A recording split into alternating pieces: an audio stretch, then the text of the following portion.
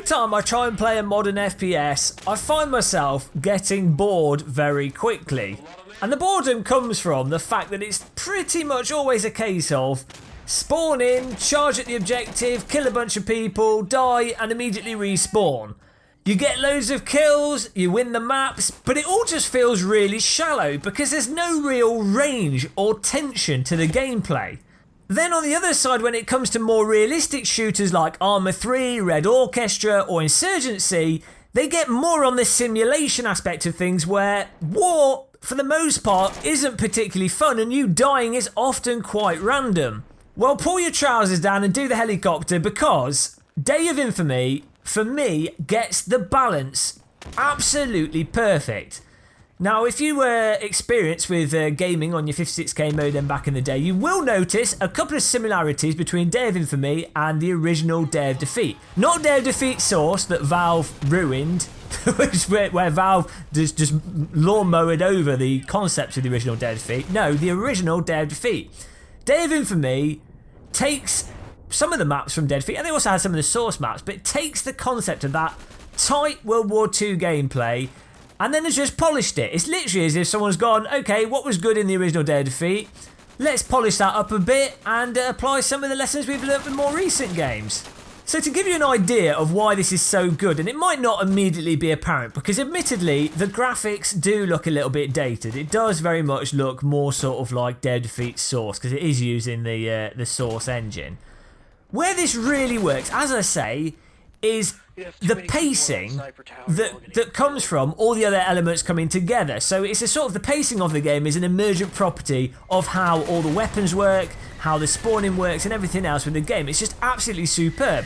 So the first thing is the weapons actually have realistic damage. It only takes a couple of bullets to kill someone in this and you can just drop people. So you can have a room of 3 or 4 people, you can charge in, you can kill them all. Of course, it's quite likely they'll turn around and shoot you as well, but if you've got good accuracy and you know how to control the recoil of your weapon, you can take them all out. It's not like Day of Defeat Source and some other first-person shooters where people are seemingly immune to bullets and can just absorb thousands upon thousands of bullets with you just stood there shooting them.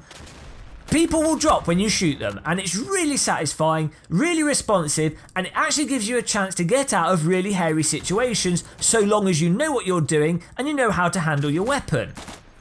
Though the maps do look a little bit dated and a little bit low in detail, they're not filled with pointless clutter. They're actually focused so that you can actually strategically work out where other people are, how to approach them, how to flank them, how to work with your teammates, how to bounce your grenades off things, where to use smoke. It's at that perfect level of detail where there's enough detail there to make you feel as if you're in some sort of somewhat realistic World War II environment, but not so much detail that your brain's being fried with all this crap everywhere that's totally superfluous to the gameplay. As for the overall design of the maps, it's that perfect balance between a crafted map and something that feels somewhat realistic. A sort of in between your sort of Counter-Strike Go type level or original CS level and then your more sort of realistic Red Orchestra type of level. The result, of course, is you get actual gameplay where your team can plan, use the map to their advantage, and you can identify where the choke points are, what's going on, to then decide if you're going to try and flank the enemy in a certain way, and then you can approach that with an expectation, which again removes a lot of the randomness that can be found in the more busy, realistic, close quarters first-person shooters. Something that has driven me despair with more recent FPS games as well is that because they want to do all these fancy, bloody smooth animations and have it all look cinematic from a third-person view, so when they advertise the game, everyone's like, oh, it looks like a film, it's so good. Those games they're so slow and unresponsive in the player movement, it just makes you want to mash your face into a blender.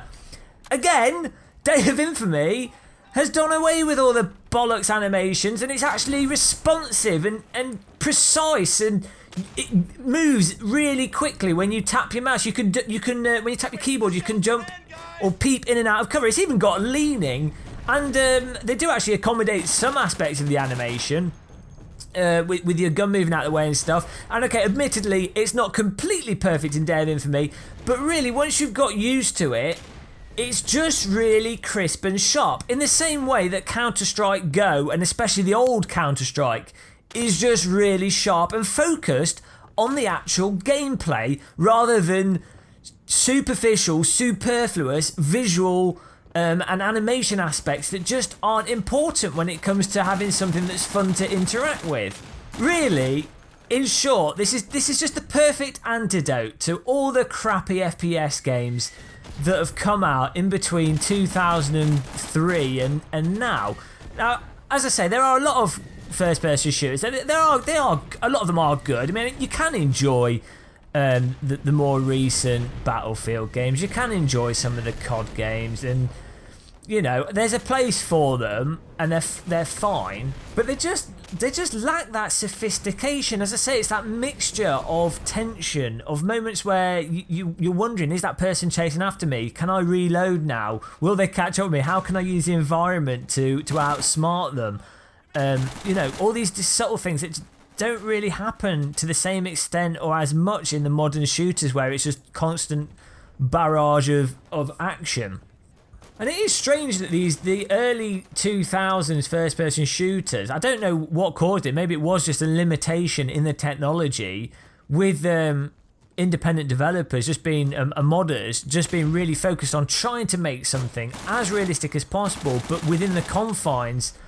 You went flying, but within the confines of what the technology was capable of, somehow created these really refined and focused first-person shooters like Counter-Strike and like the original Day of Defeat. And it's just a shame that nothing has come out since that captures that essence, apart from this game here, Day of Infamy. Now, if I haven't sold this to you yet, I don't know what else I could say, but really, to me, it really represents what I think first-person shooters are capable of, multiplayer first-person shooters. And because we've had so many bland action Call of Duty, modern Battlefield games, which are nice and fun and they do their own thing, but we've had so many of them year after year after year without these more dynamic games, this just stands out, and it's the perfect antidote to that gameplay. Now, of course, Day of Infamy is early access, and there are aspects to it that aren't perfect. I think it only has a couple of maps at the moment, 4 or 5 maps. They are working on a bunch of new maps to bring into it before the end of this year or early next year. And also, though I find the movement really sharp and responsive in many ways, sometimes the movement can be a little bit nuanced. Like, for example, if you're lying on the floor, you can't aim down the iron sights. I don't think they've got an iron sights toggle. So that takes a little bit getting used to. I can see why they've done it though, and it actually stops people camping in certain ways and actually makes the movement through the game better. So it makes sense from a design point of view. But if you're going from other games, some aspects of the movement can feel clunky, but it's not fundamentally clunky, like, for example, the movement in close quarter battles in armour, or just it's not sluggish like the movement, for example, as I say, in Battlefield or games like Day of Defeat Source. So really, as I say, if I haven't sold this to you, I don't know what will. You need to get it. It's £10 in the Steam sale. I haven't had this much fun with a first-person shooter for a long time, and it just hasn't got any of the gimmicky bollocks. It hasn't got any of the levelling up crap and all this unlocking. You know, forget it. Just enjoy the core gameplay, and it really has that crunchy core gameplay that I just wish was in more games. It's probably the problem with, if you're someone that started off playing shooters back in day when everything was black and white, and then you kind of gravitate towards simulators, what you really thirst for is, you get a depth from simulators. With driving simulators, for example, you get haptic force feedback from a steering wheel, and there's an inherent depth to the underlying mechanics of the gameplay. And when you play a lot of those games, you go back to playing arcade games, and you don't get the depth from it. So what you really want is arcade games, or less realistic games that focus on enjoyable gameplay, that offer the depth that you find in some of the simulators. And if you play simulators, it's really hard to then get the crunchy gameplay from arcade games. But I think this has done it. I think this has done it. It's an early Christmas present. There's a guy on a balcony. That's not the appropriate way to attack the building. We got stuck in a wall there. As you can probably tell, I was a huge fan of the original Day of Defeat, and this just triggers all those buttons were triggered.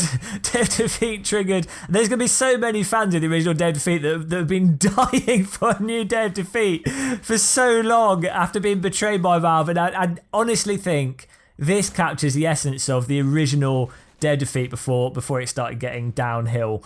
All too long ago. We're showing our age now as oldie Day of Defeat fans. Maybe this will transfer people from the old Dead Defeat servers that are still running into this new game. But there's a link to the game in the video description. £10, I think it was in the sale, and well, for 10 quid, I don't think you could get a better game. Even if you were only half enjoyed it as much as I did, totally worth £10. But until the next video, please subscribe and like if you enjoyed this. Don't die in your sleep. Thanks for watching and goodbye.